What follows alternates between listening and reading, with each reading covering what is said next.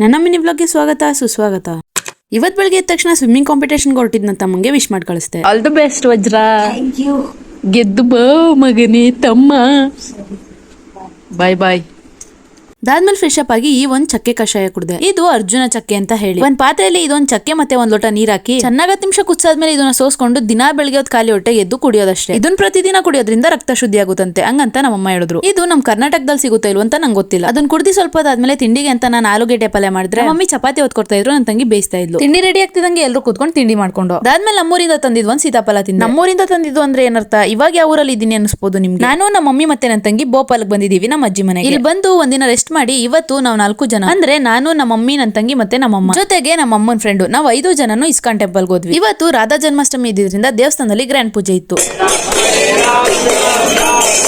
ದೇವಸ್ಥಾನಕ್ಕೆ ನಾವು ಹೋದೋ ಬಟ್ ನಾವು ಹೋಗಿದ್ದ ಟೈಮ್ಗೆ ಲಂಚ್ ಬ್ರೇಕ್ ಅಂತ ದೇವ್ರಿಗೆ ಸ್ಕ್ರೀನ್ ಎಳ್ದ್ಬಿಟ್ಟಿದ್ರು. 1 ರಿಂದ 4:15 ಲಂಚ್ ಬ್ರೇಕ್ ಇತ್ತು. ಇನ್ನೇನು ಮಾಡಕ್ಕಾಗಲ್ಲ, ರಾಂಗ್ ಟೈಮ್ ಬಂದಿದೀವಿ ಅನ್ಕೊಂಡು ನಾವು ಪ್ರಸಾದ ತಿನ್ಕೊಂಡು ಅಲ್ಲಿ ಇದ್ದಿದ್ ಕೃಷ್ಣನ್ ಫೋಟೋಗಳನ್ನೆಲ್ಲ ನೋಡ್ಕೊಂಡು ಸಂಜೆ ಬರಕಾಯ್ತದೆ ಅನ್ಕೊಂಡು ಮನೆ ಕಡೆಗೆ ಬಂದು ಮನೆಗೆ ಬರೋ ದಾರಿಲಿ ನನ್ನ ತಂಗಿಗೆ ಜಾಕ್ ಪಾಟ್ ಹೊಡೆದಂಗೆ ಬೇಜಾನ್ ಬ್ರಿಂಗ್ರಾಜ್ ಗಿಡಗಳು ಸಿಕ್ತು. ಅವಳಿಗಂತೂ ಫುಲ್ ಖುಷಿ. 4 ಗಂಟೆ ನಂಗೆ ನಮ್ಮ ಮಮ್ಮಿ ನಮ್ಮ ಮಾವನ ಹತ್ರ ಸ್ಕೂಟಿ ಓಡಿಸೋದು ಹೇಳ್ಸ್ಕೊತಾ ಇದ್ರು. ನಾನು ಮತ್ತೆ ನನ್ನ ತಂಗಿ ಅವ್ರನ್ನ ಫಾಲೋ ಮಾಡ್ಕೊಂಡು ಹೋಗ್ತಿರ್ಬೇಕಾದ್ರೆ ಈ ಹೂದು ಗಿಡ ಸಿಕ್ತು ಅಂತ ಕಿತ್ಕೊಂಡು ಮನೆಗೆ ತಗೊಂಡೋಗಿಟ್ಟು ಇವತ್ತಿಗೆ ನಮ್ಮ ಮಮ್ಮಿ ಸ್ವಲ್ಪ ತಕ್ಕ ಮಟ್ಟಿಗೆ ಬ್ಯಾಲೆನ್ಸಿಂಗ್ ಕಲ್ತು. ಆದ್ಮೇಲೆ ನಮ್ಮ ಮಮ್ಮಿ ನಮ್ಮ ಫ್ಯಾಮಿಲಿ ಅವ್ರನ್ನೆಲ್ಲ ಇಂಟ್ರೊಡ್ಯೂಸ್ ಮಾಡಕ್ ನಿಂತ್ಕೊಂಡ್ರು.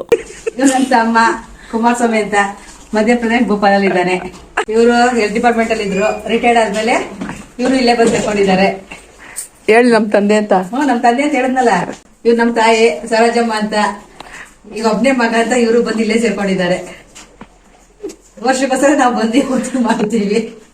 ಅದಾದ್ಮೇಲೆ ನಮ್ಮ ಮಾವ ಬೇಗ ರೆಡಿ ಆಗಿ ಈ ಊರಲ್ಲಿರೋ ದೊಡ್ಡ ಕೆರೆ ತೋರ್ಸ್ಕೊಬತ್ತೀನಿ ಅಂತ ಅಂದ್ರು. ಮಳೆ ಬೀಳ್ತಿದೆ ಹೋಗ್ಬೇಕಾ ಅಂತ ಕೇಳ್ದು. ಅದಕ್ಕೆ ಮಳೆಲೇ ನೋಡ್ಬೇಕಾಗಿರೋದು ಬೇಗ ರೆಡಿ ಆಗಿ ಅಂತ ಅಂದ್ರು. ಸರಿ ಅಂತ ರೈನ್ ಕೋಟ್ ಇಲ್ಲ ಅಂದ್ರು ಕವರ್ ಅಲ್ಲಿ ಹೇಗೋ ಅಡ್ಜಸ್ಟ್ ಮಾಡ್ಕೊಂಡು ಹೊರಟು ಅಲ್ಲೋಗಿ ಒಂದಲ್ಲ ಅಂತ 2 ಕೆರೆ ನೋಡ್ಕೊಂಡು ಭೋಪಾಲ್ ಅನ್ನೋದು ಸರೋವರಗಳ ನಗರ ಅನ್ನೋದನ್ನ ತಿಳ್ಕೊಂಡ್ ಬಂದು ಅಲ್ಲಿಂದ ವಾಪಸ್ ಬರ್ತಾ ದಾದಾಜಿ ಧಾಮ್ ಮಂದಿರ್ಗೆ ಹೋದು. ಇಲ್ಲಿ ಗಣೇಶ ಹಬ್ಬದ ಪ್ರಯುಕ್ತ ಗಣಪತಿಗೆ ಬೇಜಾನ್ ತಿಂಡಿಗಳನ್ನ ನೈವೇದ್ಯಕ್ಕೆ ಇಟ್ಟಿದ್ರು. ಇಂಟ್ರೆಸ್ಟಿಂಗ್ ಏನು ಅಂದ್ರೆ ಕುರ್ಕುರೆ, ಲೇಸು, ಚಿಪ್ಸು ಇದನ್ನು ಇಟ್ಟಿದ್ರು. ಇನ್ನ ಇಲ್ಲಿನ ದೇವ್ರ ಮೂರ್ತಿಗಳು ನೋಡೋದಕ್ಕೆ ಬಹಳ ಮುದ್ದ ಕಾಣಿಸ್ತವೆ. ಇವತ್ತು ರಾಧಾ ಜನ್ಮಾಷ್ಟಮಿ ಇದ್ದಿದ್ರಿಂದ ಅದಲ್ದೆ ಇನ್ನೂ ಒಬ್ರು ಸ್ವಾಮೀಜಿದು ಹುಟ್ಟಿದ ದಿನ ಇದ್ದಿದ್ರಿಂದ ಹೋಮ ಹವನ ಎಲ್ಲ ಮಾಡಿ ಪೂಜೆ ನಡೆಸ್ತಾ ಇದ್ರು. ಇನ್ನ ಈ ಕಡೆ ಹೇಗೆ ಅಂದ್ರೆ ಲಿಂಗನ ತಪ್ಕೊಂಡು ಅಥವಾ ಲಿಂಗಕ್ಕೆ ನಮ್ ತಲೆನ ಒರ್ಗಿಸ್ಕೊಂಡು ನಮ್ ಕಷ್ಟ ಸುಖಗಳನ್ನ ದೇವ್ರ ಹತ್ರ ನೆಮ್ಮದಿಯಾಗಿ ಹಂಚ್ಕೋಬಹುದು. ಯಾರು ಕೂಡ ಬಂದು ಮುಟ್ಬೇಡಿ ಗಿಟ್ಬೇಡಿ ಅಂತ ಏನು ಹೇಳಲ್ಲ.